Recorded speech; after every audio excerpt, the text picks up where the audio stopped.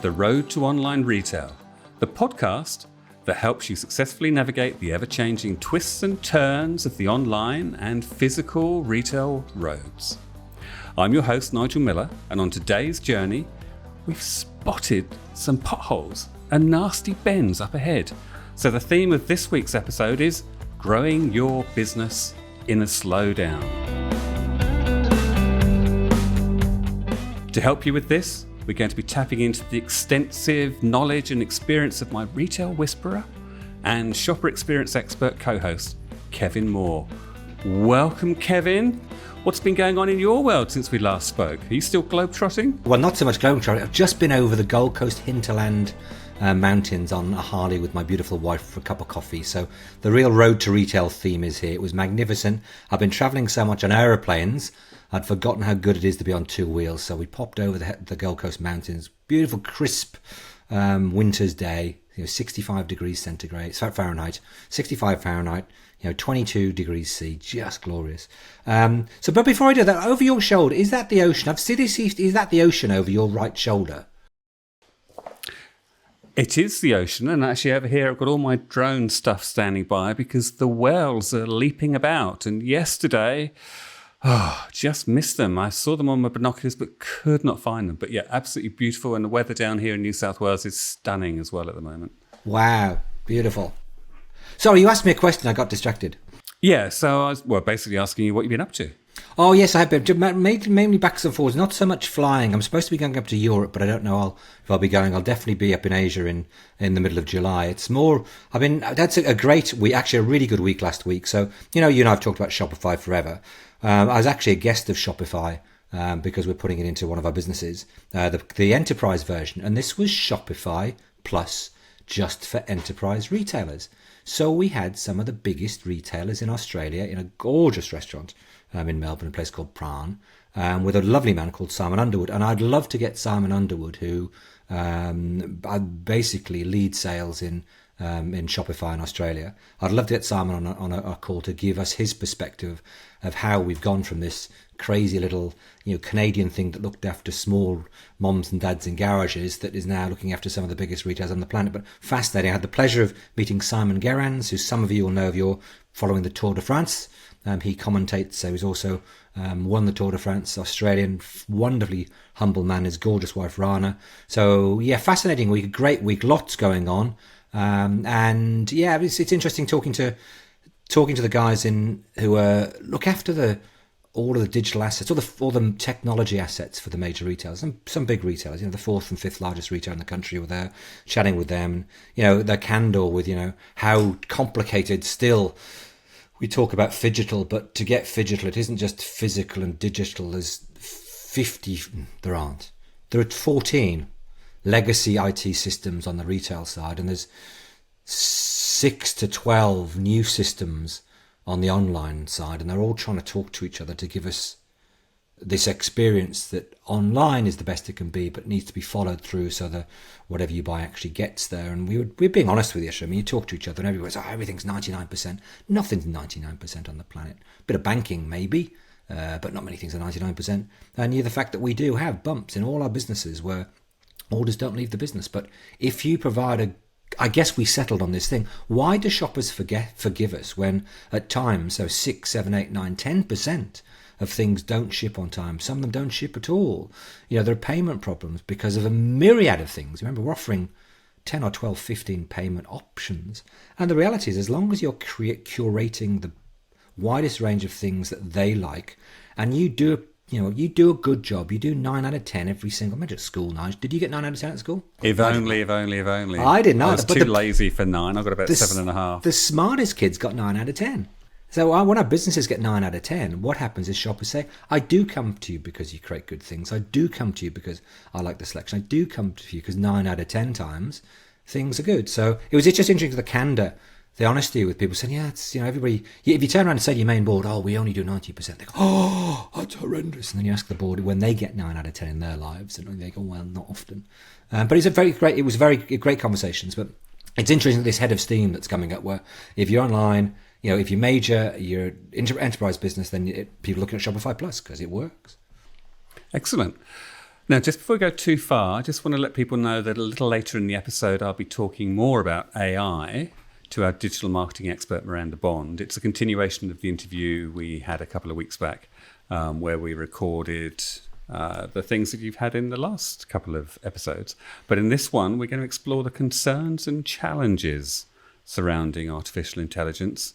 And I learn a new theory that worries me even further, Moloch theory, and how it applies to AI.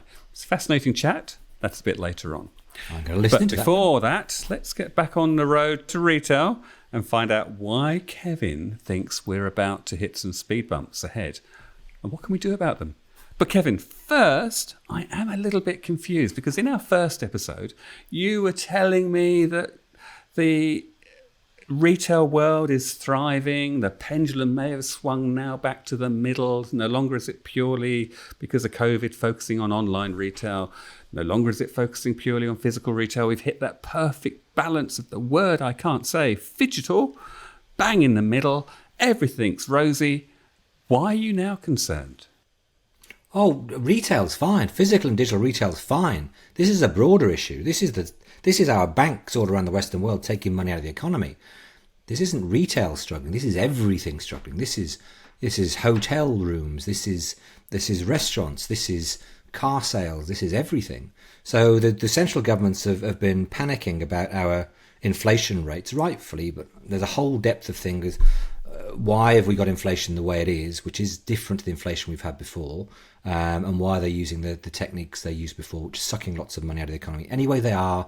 That's what it is, and it is working. In as much as it is sucking money out of the economy, it does seem to be slowing growth. It does seem to be slowing price advances, but it's hurting everybody. So this isn't just retail. I know it's all retail, but it's hurting everything. Significant increases in price for lots of things. So people are becoming far more selective in where they spend their money. But my life is all around theories and trends and pattern recognition.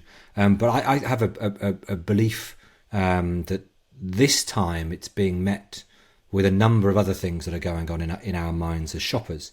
So yes, we are hitting speed bumps. So what's happening is we suck all this money out and people have to make decisions on what they are going to have and they aren't going to have. Historically, what we do is we all go low. And we go down to all the dollar stores, and that's where we buy. But what we've seen is the tide that was flowing against that as you went through COVID is actually we're kind of over the dollar stores. We're kind of over consuming and buying cheap things that we throw away. And what we've seen is people are looking for quality with the money they have. They're buying fewer things with the same amount of money, or they're buying slightly fewer things with a little less money. Now, that's against the backdrop of people genuinely now being the majority, and I know there'll be naysayers here. There'll be naysayers who don't believe electric cars have any room on our planet and that we do need to pump diesel forever. I don't believe that to be the case. I don't believe it's one or the other. I believe we have to change the way we are. And because it's just a better way of living if you live in a city and you haven't got diesel buses. But what we've seen is that people are spending their money more wisely. They're more conscious of the environment. They're more conscious of packaging. They're more conscious of single-use plastics. So they're looking to buy quality. So we went through this phase. I remember telling you I was at Oxford Street about 10 years ago, and you could go into a Primark and spend £5 and come out with literally a bag. I mean, a big bag of clothing, and that was just ridiculous. And within a year, all of that clothing was on landfill, and we've seen shocking images coming out of Africa where we send things back to Africa to help them with clothes that nobody can wear. And I think what's happening is people are saying no, they don't want that. So two distinct strands are coming out of this.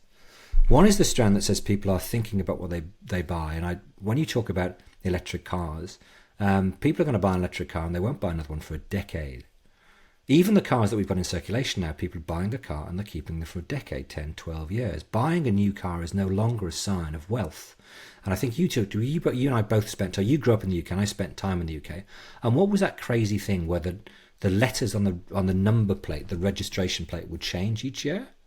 Yeah, I'm not sure it still applies, but everyone wanted to have that new letter the second it was available. And so everyone got their brand new car and drove around like they were amazing because they could afford a brand new car. And everyone knows it's brand new because there's a new letter on the number plate. Yeah. Don't know if it still applies. But that conspicuous consumption seems to be going away. You will always have a conspicuous consumption. You'll have people who stack, I've got a big boat, I've got a bigger boat, well, I've just got a bigger boat. It goes on. The whole stacking thing doesn't go away. But for the majority of us, we're actually looking for things to last longer. Our iPhones and Samsungs are lasting longer than they did. We're looking for quality. We're looking to pay a little bit more and not have to change it over. A great phrase, the only day you question quality is the day you pay for it. So if you can buy a quality item, that's what you want to do. I don't want to keep doing these things. Likewise, the food that's going into our bodies, we're far more conscious of what's going on. We're far more conscious about obesity. We're far more conscious about, where the foods come from, how long, what it's got to get to us, what it's damaged to get to us. And we're thinking about that. And when I say these things, I'm talking about the middle of the bell curve. Yeah. I'm not talking about the top 10%, the bottom 10%. Yeah, I was going to say, it does feel a little bit classish, this one. It's the middle. It's the middle of the shopper. So if you're in a business, do you want to sell to 10% or 10% or 80%? So 80% is a good place to be. Yeah, okay. If your speciality is just you do luxury cars and your LVMH and you do luxury brands, that's cool. That's your 10% there. But this is a general thing, and even those luxury brands are finding ways to say, oh, we've now got hybrid supercars.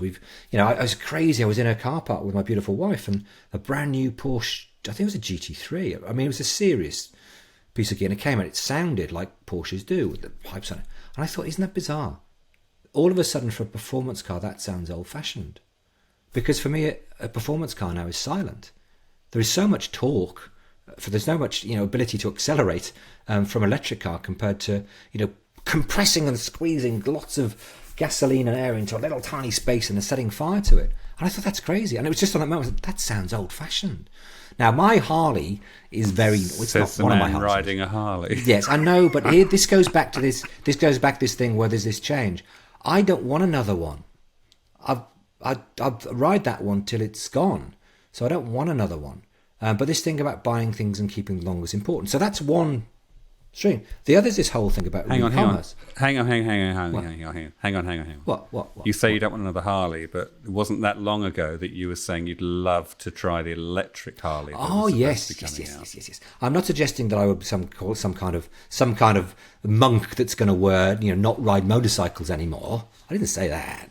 And I'd love to try one. And one day it may be that gorgeous machine ends up in my garage as a museum piece.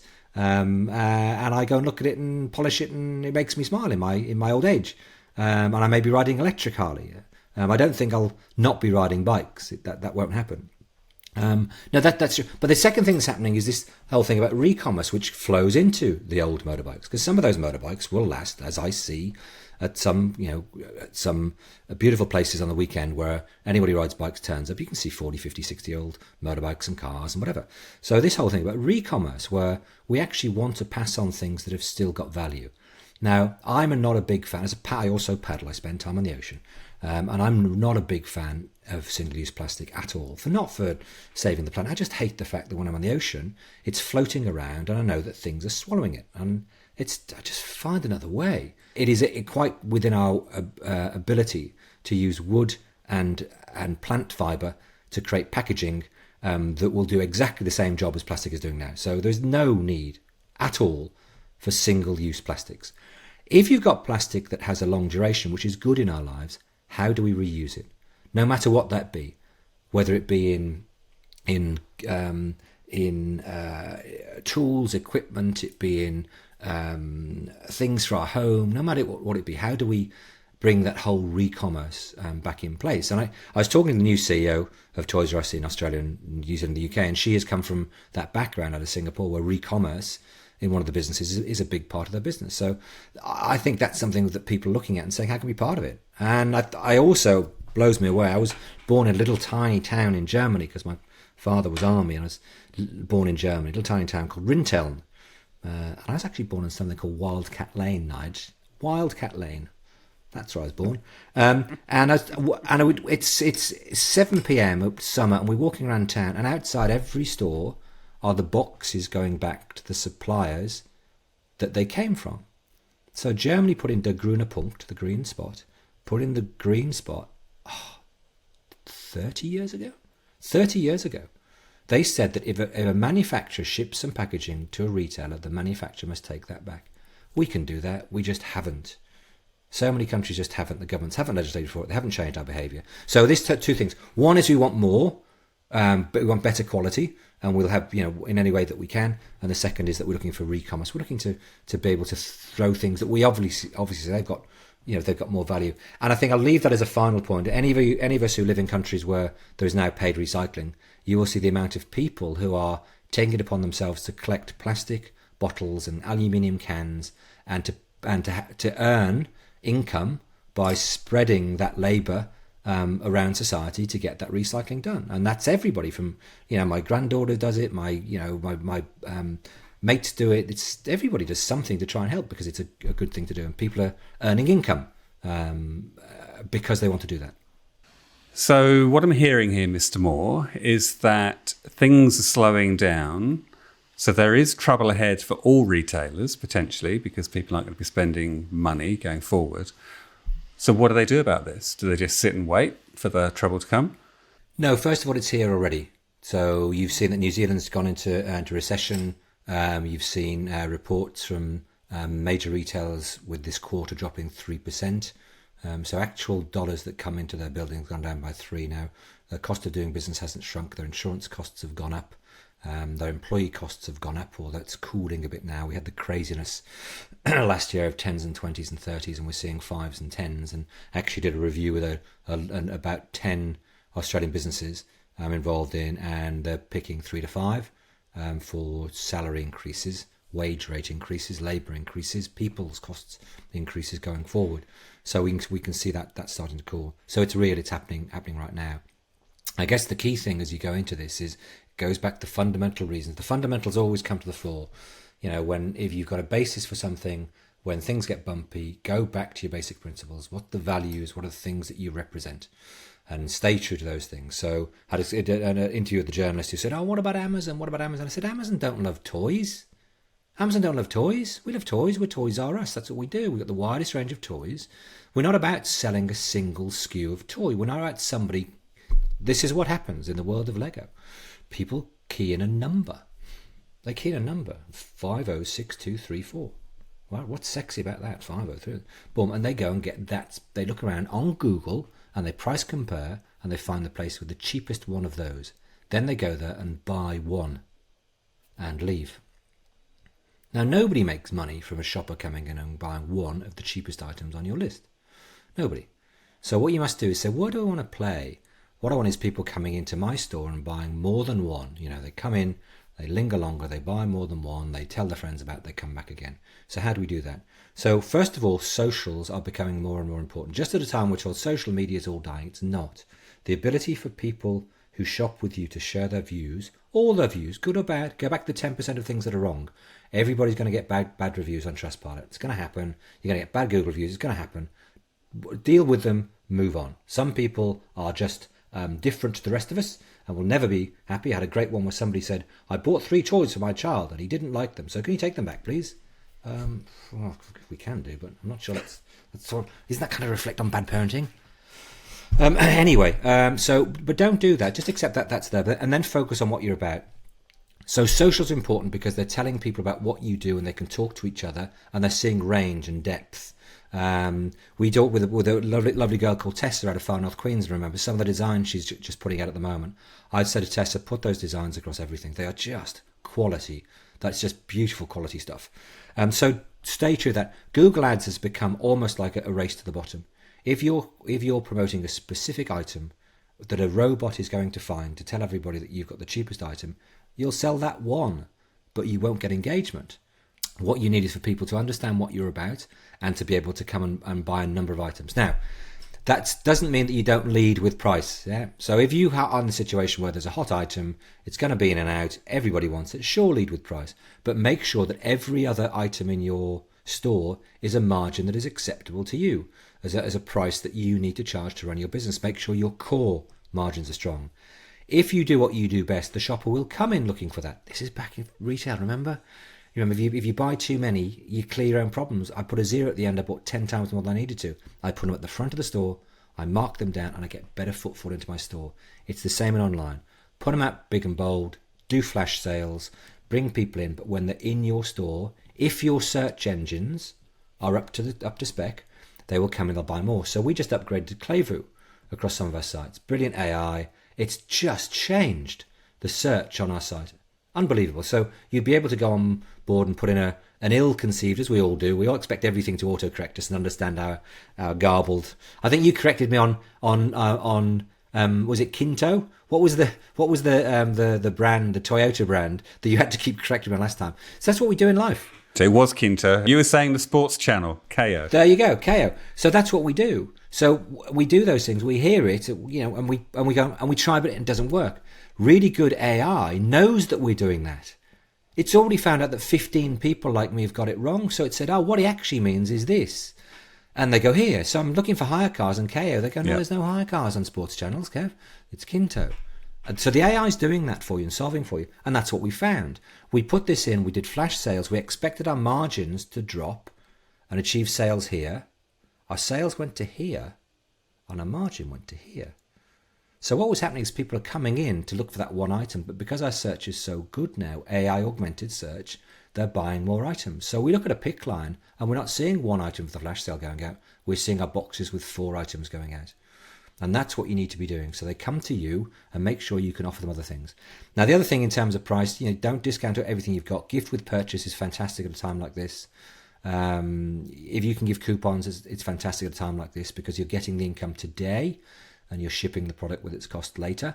So 2 key things. Look to see how you can do promotions. Buy one, get one free. Buy these 2 at a certain price. Buy these 3 at a certain price. Buy over a certain value and get cheaper shipping. Zero shipping's kind of going away unless it's... there's got to be a reason for it, but we're seeing people saying, I expect to pay for shipping. And now I'm back in stores. I do remember that it is hard to get a park. And I do remember that often I get to the store and it isn't there. Just isn't there. So the SKU I'm looking for isn't there. So they do accept that. So there is this reality and realization that buying online there's a cost associated with that. So they're doing it. So that's sort of the ramblings, but there's a theme in there about the fact that things are getting tougher. It is harder to earn that dollar. Shoppers are being far more selective on where they're buying and what they're buying, and that we need to shift the way we deal with those shoppers. What I'd also pick up from what you're saying there is it really is going back to the fundamentals of retail and the things you covered in your original physical retail shopper experience course and the things we cover in the digital online shopper experience course, that you're basically packaging all these things that are in traditional retail has worked forever. You're just focusing on them again now because it's going to make a difference. And it's funny, you asked me a question a few days ago. We were talking about, how do you make the call to choose Clayvu? How do you make the call to choose Shopify Plus? And I think that's something that as business owners, we have to have the resource around us. Sometimes that's just people around us who are like us. They're like-minded people. So there's a great quote in Good to Great, one of the leadership books about where do I find A-class people. If you're A-class in what you do, it doesn't matter what it is, your sporting, your theatre, your entertainment, your electronics, if you're A-class, where do you find A-class people? In your community. It might be your digital community or your physical community, but you find like-minded people around you. That's where they are. So you need to find people around you that you can talk to that do what you do and say, what are you doing? Or you need to find genuinely authentic resources that say, look, we've tried all these things and we believe they work. The choice has been doing it forever. But in our business, in our areas, you need to find places, and we are one of them, is to say what Miranda says, her attention to detail is unbelievable. She trials things. If it works, she does it. If it doesn't, she rejects it. So I think the thing that she does is important. So settling on it and having faith in it is crucial, because it does make such a change to your business when you now bring in an AI augmented tool to do a specific job. a specific job. Yeah, I mean, we're seeing it. We've just been advertising the AI course that Miranda's doing, and it's like the AI augmented advertising engine that she's using. Boy, is it giving some results. But anyway, exactly, and that's what you and I both seen. So can I just so that? But the thing is, we do this, so we don't just sit here and chat about stuff. We're actually doing it, and you and I have both. We look at each other and go, "Wow, see what Miranda's done." So Miranda works on our business. She works on a number of businesses, and it's binary. So from before she's in your business to after she's in your business, it's a magnitude of change, and you can see it because you can see the numbers come through. And I just look at it, wow. So, and she's embracing specific tools to do that. But it is a key thing. How do we do it? How do we, I've got to spend another $600 a month, or I've got to spend $1,000 up front on this, or, you got to do it because it's, as Miranda says, it's not giving you just equality. It's giving you real competitive advantage as a small business. Yeah, it gives you insights as well. You've sort of touched on another thing there that's maybe worth exploring, which is partnerships and collaborations between retailers, suppliers, influencers, whatever it may be. Is that something people should be tapping into at this point? Yeah, I think if I was told by a great guy who used to be, he was a nuclear engineer, and they left being a nuclear engineer and he went into business. And he said all the greatest things we do in life are around collaboration, whether it be within your religion, it be with your family, it be in business, it be in the military, it be in whatever it be. Collaboration is one of the key things. And to really do things well, having a collaborative approach to the end game, providing a product to somebody or a series of products to somebody at the best possible price with the best selection for the best experience, it usually requires collaboration. And how can you do that? How can you bring brands together? How can you be different parts of the process of the ecosystem together? How can you accept that, well, I'm actually not very good at that, so I actually want to give somebody else that does only that the responsibility of doing it, and they tend to do it really well. And again, this is not new news. We go through these phases of doing everything in house and then letting things go because we're not very good at it. We're seeing it in the motor industry worldwide at the moment, where they're accepting people like Ford are playing catch up on Tesla because they're saying we don't do that well. Stop kidding yourself. We don't do it well. Get somebody else to do it. And when they do it, we, the shopper, the driver, the owner of that vehicle, go, hey, this is good. They didn't do it. They had the humility to say, don't do it. I'm going to get somebody that does that. Okay. So shopper experience, is that sort of secondary now in a sort of downturn, or do you worry about it even more?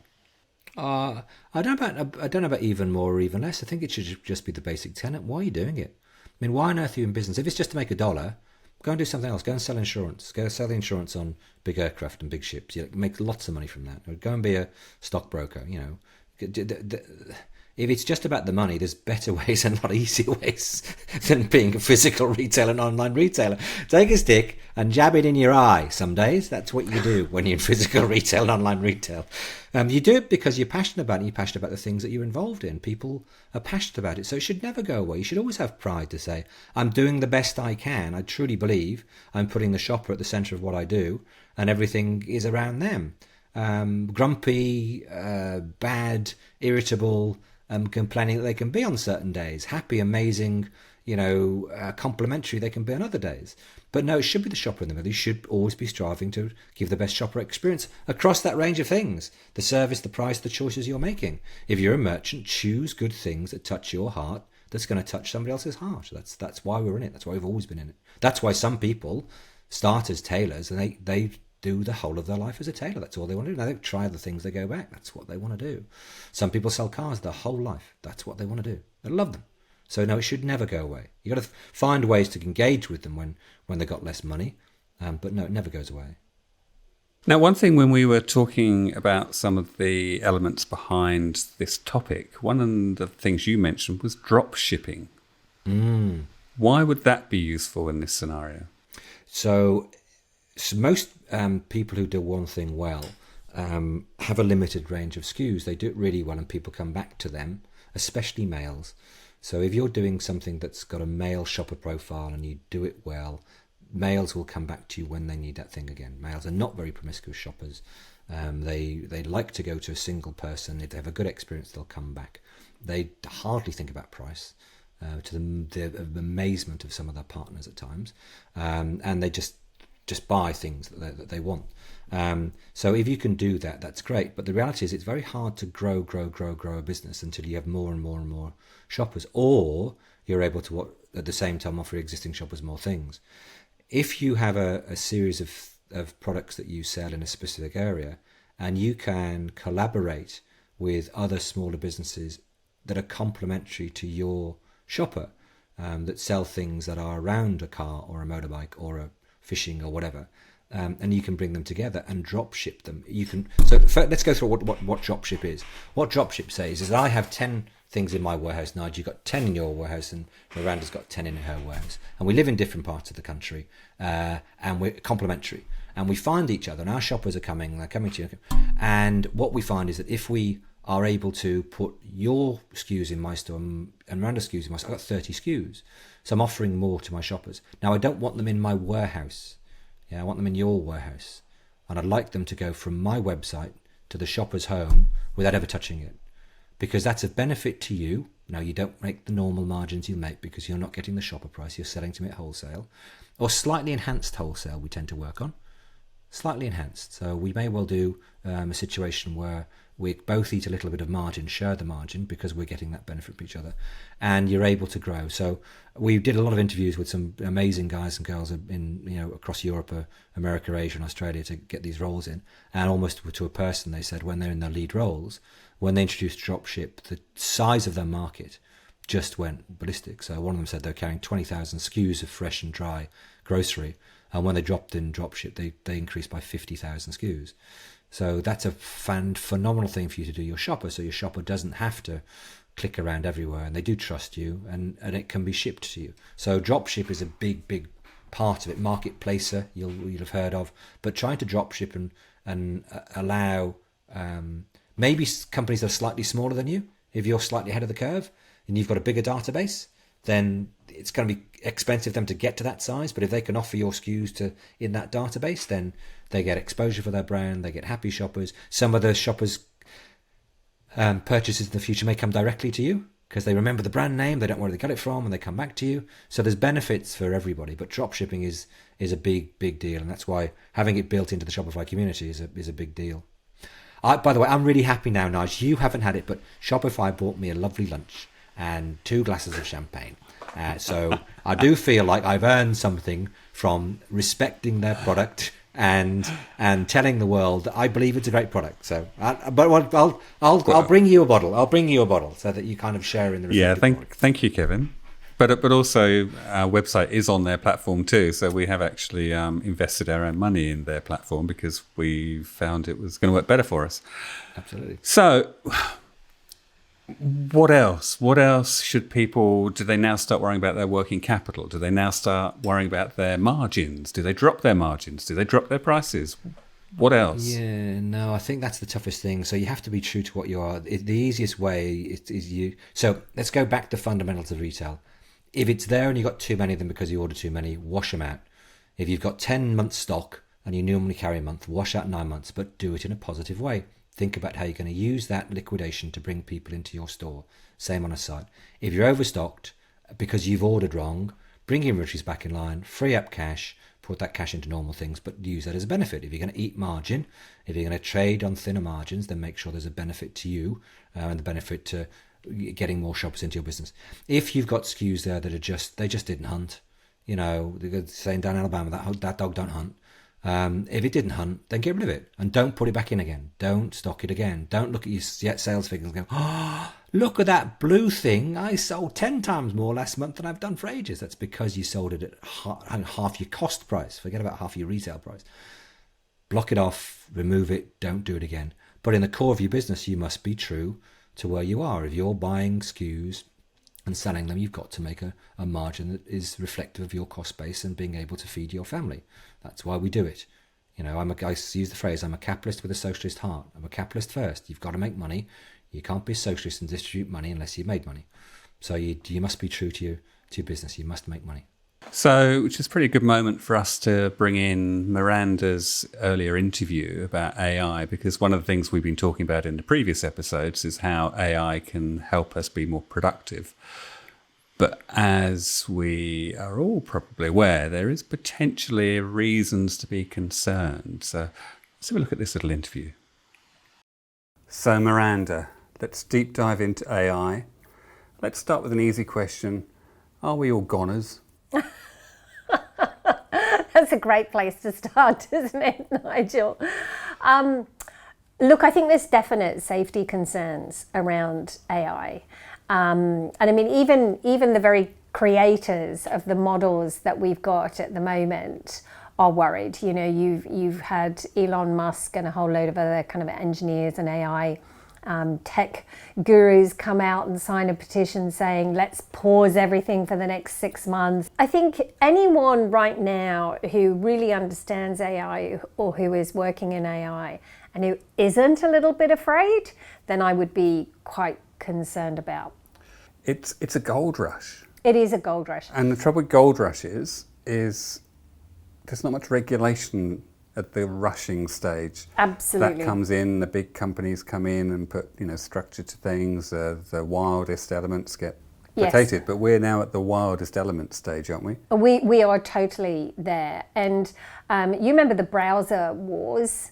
Alta Vista compared to correct. First in, best dressed may not be it. You had Netscape versus Internet Explorer, and you had Microsoft, come out and kill it and get into lots of trouble. So we are now at the AI wars, and you've got 4 distinct camps with 4 big kind of models. And bear in mind, these models, they take a huge amount of investment and computing power and everything to get to the point that they are now. This is where we get into kind of real Moloch territory.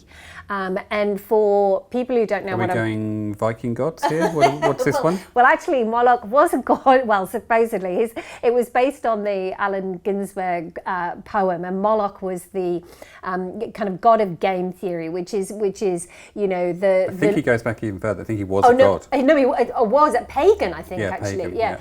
And I think this is a real example of that in AI, because to give you an example of a Moloch situation, you could give the example of the arms race, right? Yeah. Where, people in individual countries don't want war, don't want their countries to be investing gazillions of, billions of dollars in arms, right? But the countries all feel that they have to bring out that new weapon, or they have to spend this much, because if they don't, they're going to get taken over, right? And unfortunately, our incentives are all kind of messed up. And when we have this kind of, commercial imperative and these competitive environments like we're seeing in the AI wars, unfortunately, safety is one of the things that could very easily get left behind in that search for the next win. I think there are so many issues, aren't there? Because the other thing is, we've mentioned, I think, in previous parts of this about all the video models and things like that. So the fact that you got deep fakes and goodness knows what else. Okay, so yes, it's a great shopper assistant. Yeah. But then that shopper assistant is a famous person because, they've mapped them, they've voice mapped them, and now it's... Then you've got copyright issues. Actually, copyright's a big one. Let's touch on copyright. So the thing with copyright is obviously there's some law cases, there's some copyright cases going on in the States as we speak, where certain people are. There's a class action out there by particular artists.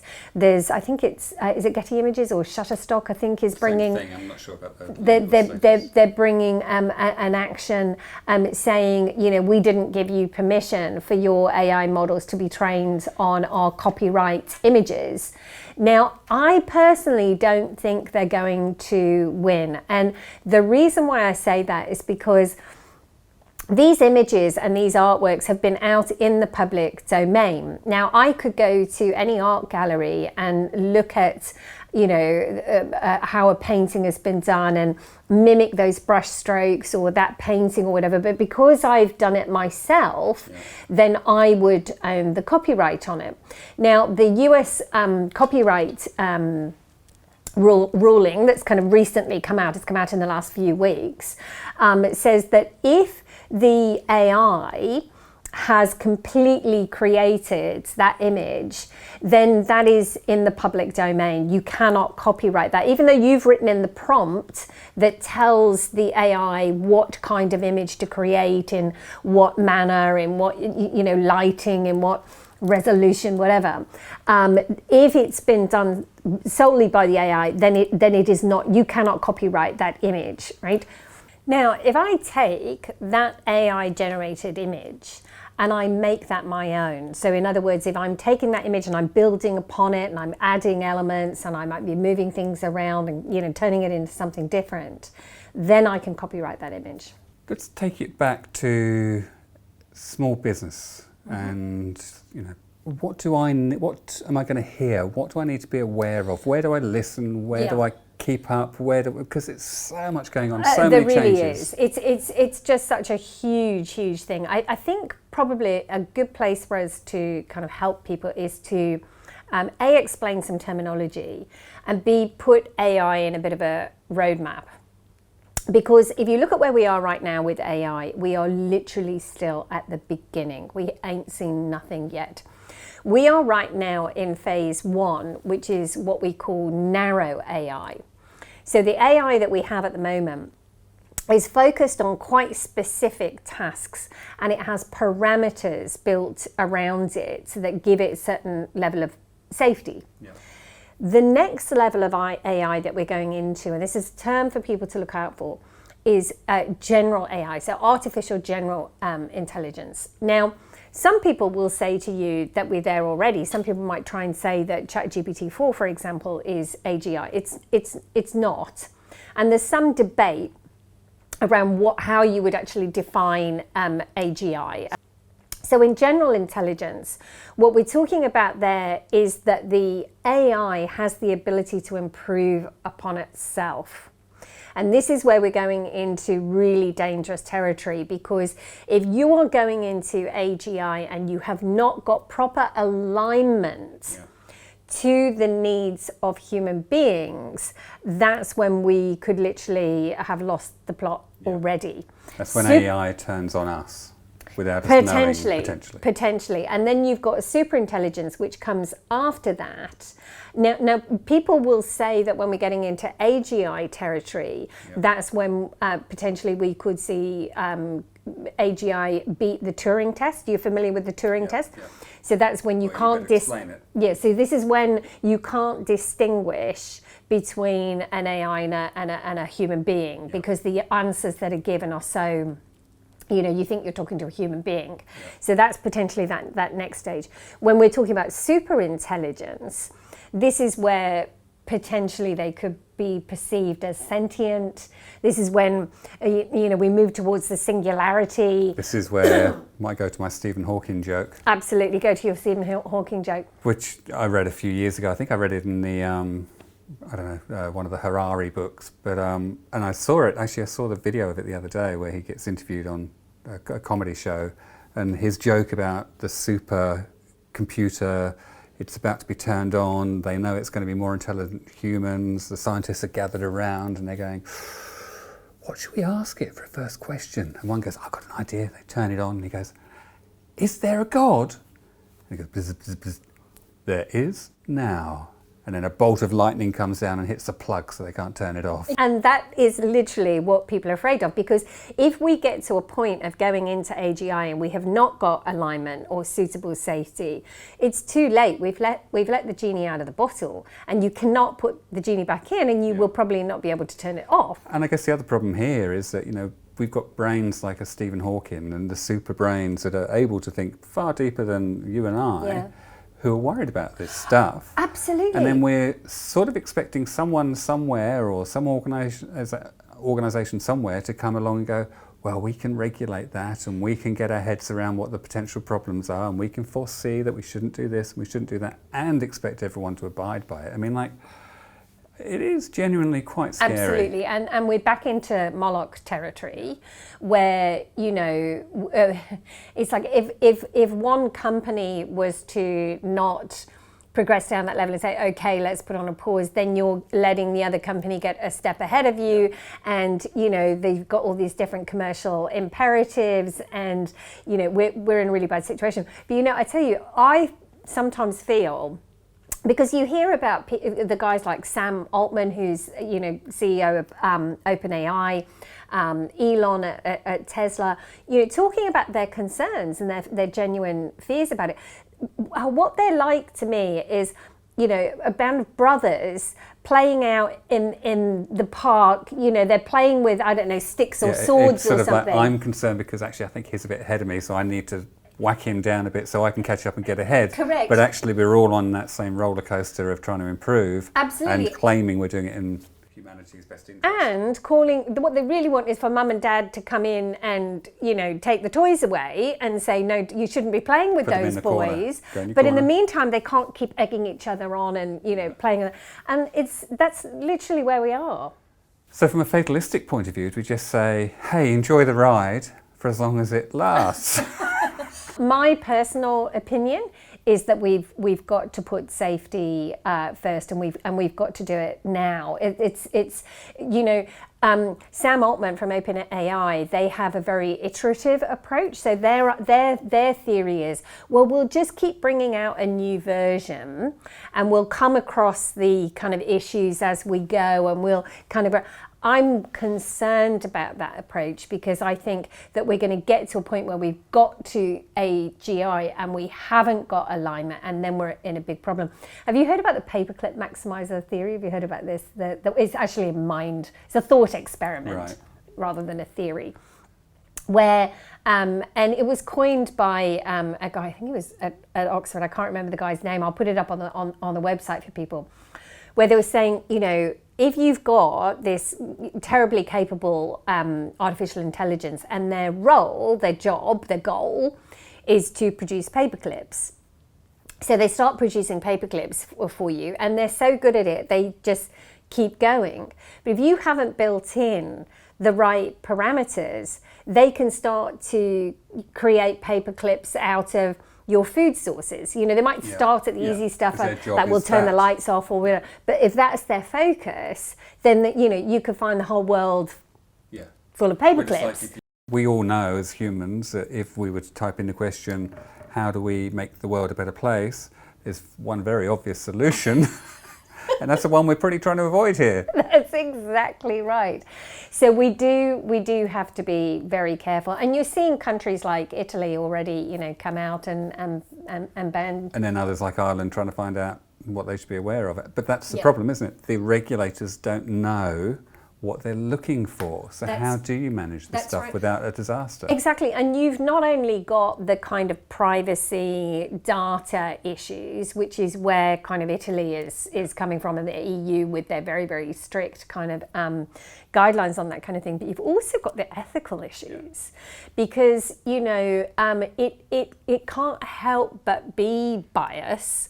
And the reason why I say that, and I've seen a distinct improvement from ChatGPT 3 to 4, where it is certainly much more nuanced and balanced now than it was. But when you train these platforms, you train them on a data set, huge data sets, right?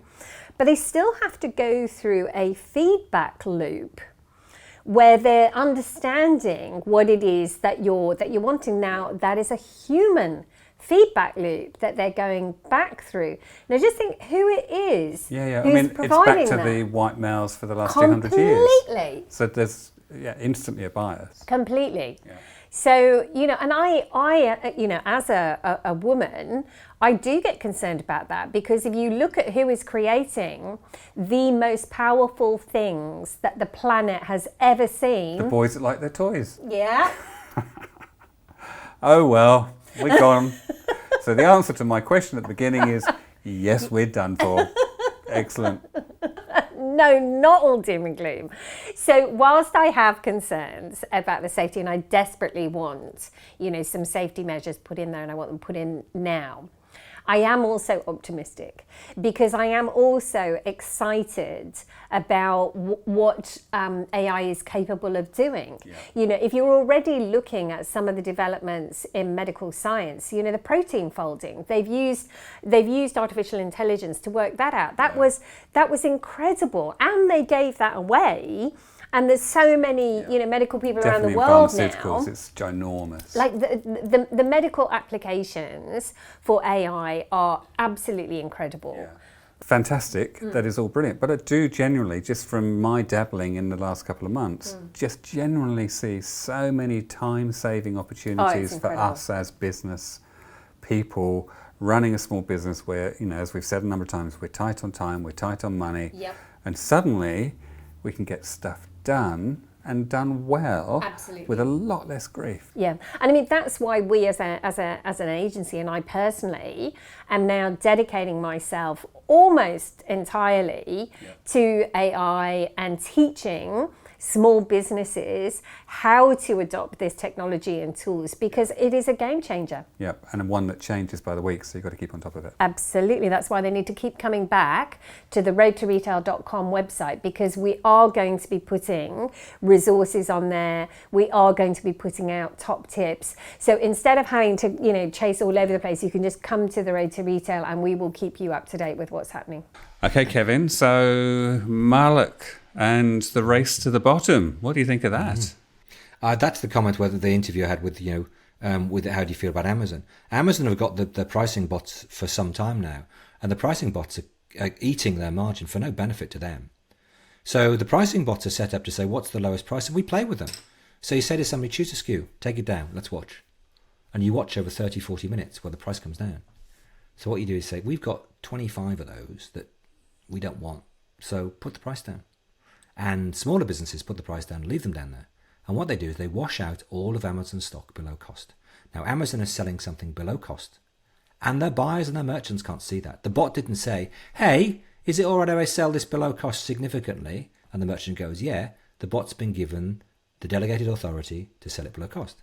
Order comes in, hits the pick line. We then add labour, packaging material, and freight, and ship it out. So we've taken a bad situation and made it worse. I think Amazon's got some significant problems in some of its major brands that it has on its marketplaces that it carries. So this isn't an issue if there's someone in their marketplace. They don't care. They don't eat the margin. Somebody's eating the margin. But I think they've got significant problems. I think their bots are out of control. I think they have real significant margin issues, and they're being played by human beings. And the human beings are saying, let's play them, because there's so many SKUs. Unless somebody's going in there line by line and saying, why do we keep doing this? Why we keep getting our margin getting so low? And remember, this is a time when labour costs are going up, when packaging, when freight is going up. So you really do compound the problem. You significantly compound the problem. Here's the dichotomy.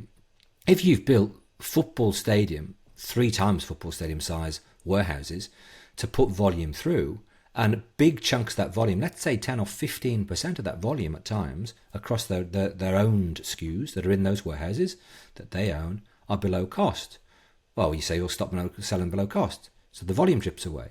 So you've got 90% capacity, 85% capacity in your warehouse. You're still paying for 100%. So there are some, you know, time in the woodshed coming for chunks of Amazon's business. They've got so clever in some places that it is easy for a human being to play the bot. Sounds a bit scary. Wow. Doesn't it? It does sound scary. It sounds fascinating, though, I have to say. Yeah. Ooh, so it does sound a little bit doom and gloom ahead, or is it just the time to get cleverer? Nige, you know me. Tomorrow's the next best day ever. Tomorrow's the next best day ever. There's more downside of not embracing AI for your business than not doing it. If you don't do it, you will have a worse outcome. So don't worry about the huge issues that are taking place in different countries, some democracies, certainly not all over the planet, where they're looking to change policy to reflect that we're now in a situation where we have AI. It's no different to when we have cryptocurrency. It's no different to when we had gold mines and people digging holes in the ground, or where we had steam trains going through people's properties. And the government will legislate for those things and do them. But right now, you're running a business, you're feeding your family, you're sending your kids to school, you're going on holiday. Then what you need to do is you need to be able to do the things that you do the best you can, and look around at the AI platforms that are going to help you. If you know you've got search engine problems because you're running an old system, change your search engine. If you know that your EDM, your emailing from your database is not so good, find one that's better. If you're just using Google AdWords, stop it. It's not getting you anywhere. It's not getting you anywhere. You need to make sure that you're back to your socials. If your socials, how are you managing them? How are you spreading that content across the different socials? Can be automated, or can you use AI? But there's don't curl up in a ball and say, oh, this is terrible, I'm not going to do it. Don't be in business then. Don't be in business. Yeah. Well, thank you, Kevin. I think fantastic amount of useful information has come out of today's conversation. If, as a listener or viewer, you've enjoyed the content today or found it really useful, please subscribe and like on whichever platform you're watching on or listening on. If you are watching, just to be aware, sorry, the light was at the end of the day today, so it has changed a bit in look. But anyway, thank you, Kevin, and thank you, Miranda. Remember, go to theroadtoretail.com to find out all about our various courses where you can up your education on shopper experience and digital marketing. Now, I don't think you should apologise to our listeners and our viewers for the fact that the sun's setting behind you over the Pacific Ocean. We do these things whenever the time fits into our businesses. I mean, we have a number of businesses we're involved in, and we have to make sure we're doing the right things by them. The Road to Retail is a passion of yours and mine, and Miranda's now, which is great.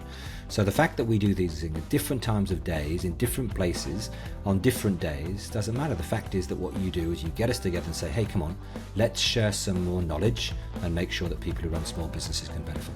So I love doing it, Nige. Let's keep doing it. It's a blast. Yeah. Thank you, everyone, for listening and watching. Bye.